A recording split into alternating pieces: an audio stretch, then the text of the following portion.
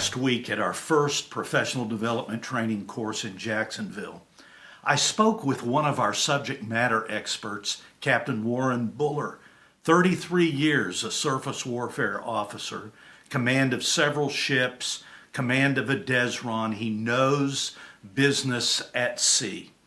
And I talked to him a little bit about Carl Merlantis, who we interviewed as a resource for the PDTC. And Merlantis had mentioned that he saw the value in a chaplain moving from fighting hole to fighting hole in his experience of combat in Vietnam.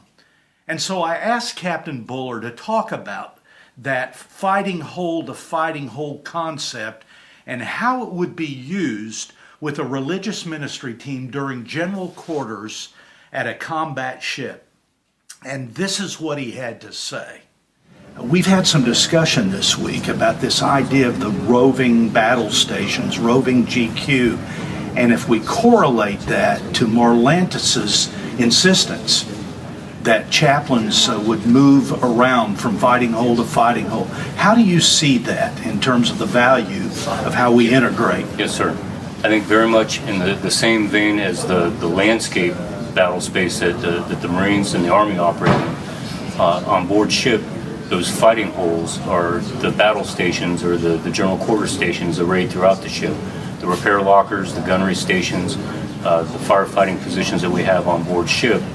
And I think similar to what Carl Merlantis had related to us in the videos, the calming, the enabling of the crew when the chaplain enters the space, to give encouragement, very similar to what the Marines experienced in Vietnam in a fighting hole, would be significant in a repair locker or a gunnery station on board a ship, particularly one that had been at general quarters for lengthy duration, that we would anticipate in a Condition 2, Condition 3 setting. So how would you correlate then that the chaplain's role or the religious ministry team's role to toughness that the CNO talks about? Yes, sir. Toughness has a lot to do with morale. I think morale and crew resiliency probably is what we're most concerned with right now. As a contemporary DDGCO, I would consider the chaplain the department head for religious ministry, and the RMT and the department head responsible for crew resiliency. That's great. You see, that's what right looks like at combat, and especially combat at and from the sea.